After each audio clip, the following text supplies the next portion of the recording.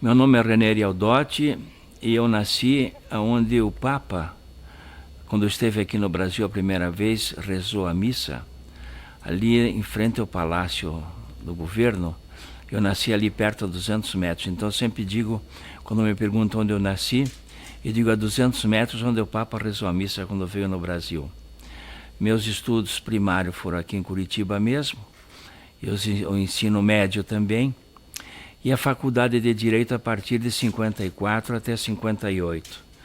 Lembro bem que era um tempo de liberdades, de garantias individuais.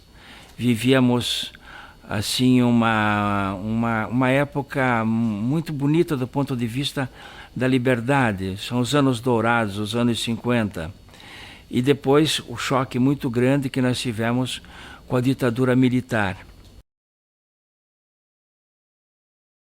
A partir de então eu passei a advogar interesse de perseguidos políticos.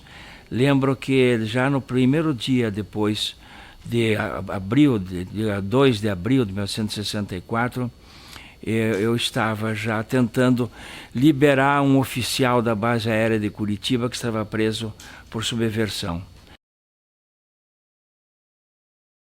Eu promovi a defesa dos jornalistas da Última Hora.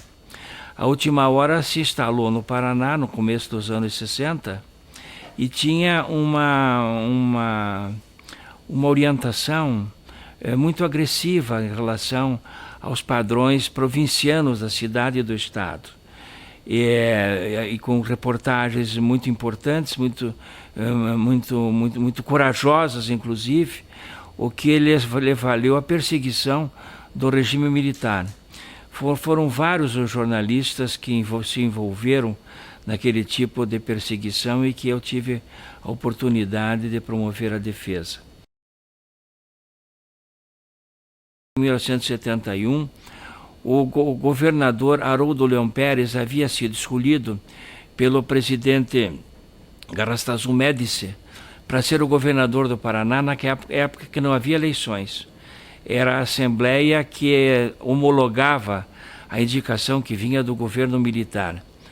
E houve um projeto de lei encaminhado à Assembleia de uma emenda constitucional na qual o governador Haroldo Leão Pérez modificava de uma maneira muito expressiva a Constituição então vigente.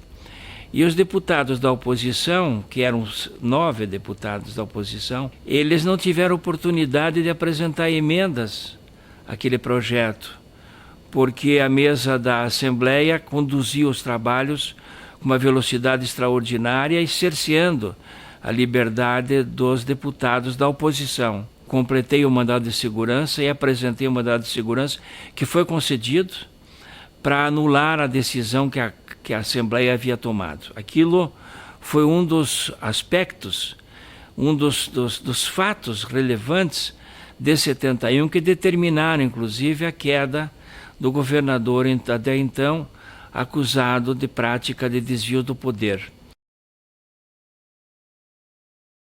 Em 1979, o presidente Figueiredo foi a Florianópolis para participar de atos administrativos e praticar atos administrativos e inaugurar um busto em homenagem a Floriano Peixoto.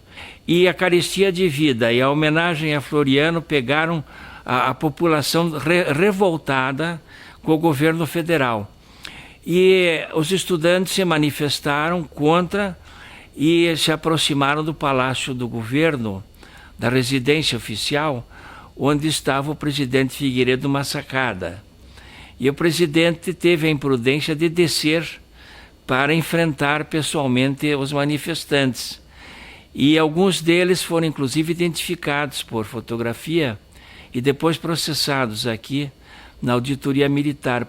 Este episódio foi chamado de A Novembrada, de 1979, porque aconteceu em novembro daquele ano. E anos mais tarde, 25 anos depois, a Assembleia Legislativa de Santa Catarina promoveu uma homenagem àqueles estudantes, 2 já haviam falecido, 5 estavam vivos, e aos advogados que atuaram naquela causa, eu fui um deles. Em todo esse período eu tive assim o desafio, não é, de enfrentar um governo forte, naturalmente, com os riscos que eram já conhecidos. Lembro que uma vez, durante o regime militar, o auditor, que era professor na Faculdade de Direito, me procurou e me encontrou no fórum e disse assim, na auditoria mesmo, e disse: professor, eu queria, em caráter particular, prevenir o senhor de que o seu imposto de renda está sendo observado, está sendo visto, para ver se não há, inclusive, remessas que possam vir, porque na época se falava muito do dinheiro que vinha da China para subsidiar a revolução no Brasil. Eu disse: professor, obrigado pelo aviso, mas não há nenhum problema porque nós não cobramos honorários dos presos que nós atendemos. E assim foi em relação aos jornalistas, estudantes, políticos, etc. Foi também uma época muito significativa, porque vivíamos o período ainda da censura, do ato institucional número 5. E nós, durante o tempo da ditadura militar, eu sempre participei, como conselheiro da Ordem dos Advogados, de movimentos contra a ditadura militar. Lembro, inclusive, tempos mais tarde, eu obtive, durante o governo Requião, no primeiro governo 91, ele abriu a documentação do DOPS e encontrei ali, então, documentos pelos quais eu era considerado, com alguns amigos, colegas, como Alcides Munhoz Neto, Lamartine, como inimigos da República, como inimigos da ordem, porque éramos ligados à subversão, porque pretendíamos, segundo diz esse mesmo documento, o restabelecimento do Estado Democrático de Direito. Então, um paradoxo.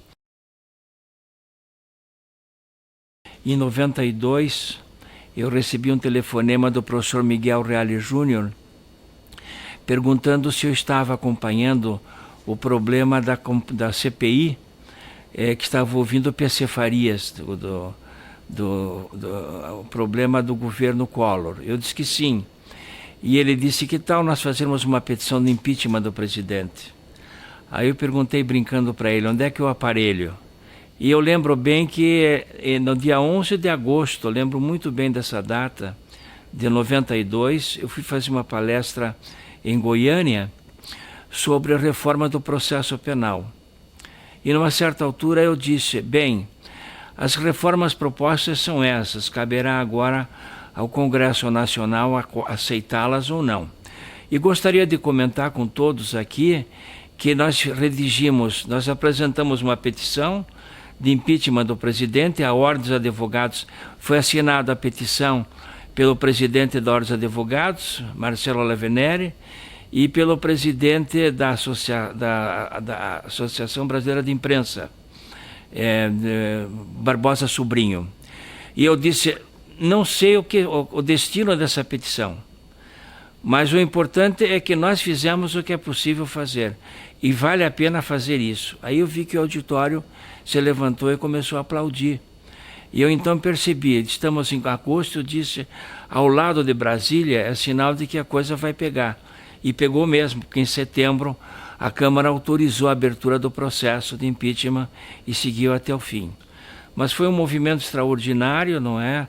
Que criou, inclusive, um novo tempo de reivindicação da cidadania, quando os estudantes cara-pintados saíram à rua e o presidente Collor pediu que todos saíssem de verde e amarelo e todos saíram de preto. Na época da universidade, eu trabalhei em teatro. Juntamente com Ari Fontoura, nós criamos em Curitiba a chamada Sociedade Paranaense de Teatro. E produzimos 14 ou 15 peças de teatro.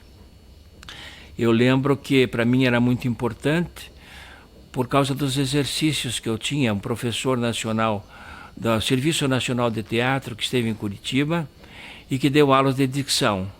Para mim era muito importante isto. E o teatro me libertou, digamos, de uma timidez muito grande, porque nascido num bairro pobre do Aú de Baixo, eu era muito tímido e com o teatro eu tive a oportunidade de desenvolver assim a minha personalidade.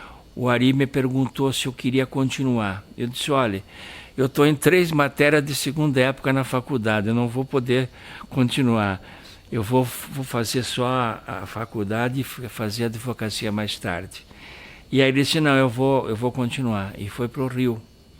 Então aí foi um extraordinário vocacionado para o teatro. Mas eu tenho dito em palestras que o teatro é a mais importante das artes, porque o pintor não deixa de ser ele pintor quando está trabalhando, quando produz uma obra de arte. O músico também não deixa de ser ele quando executa a partitura, mas o ator deixa de ser ele para viver um personagem, quer dizer, viver uma outra vida. As pessoas perguntam às vezes, você tem um pequeno palco em tua casa, no escritório? Eu digo, olha, eu tive que fazer uma opção entre o palco e a sauna, porque eu gosto de ver, de vez em quando, né, conjunto de câmera, gosto muito de música clássica, então conjunto de câmera, ou às vezes um monólogo, às vezes um diálogo. É uma forma, digamos assim, de reunir amigos, né, meus amigos, e para ter, digamos, um momento assim de arte, de entretenimento.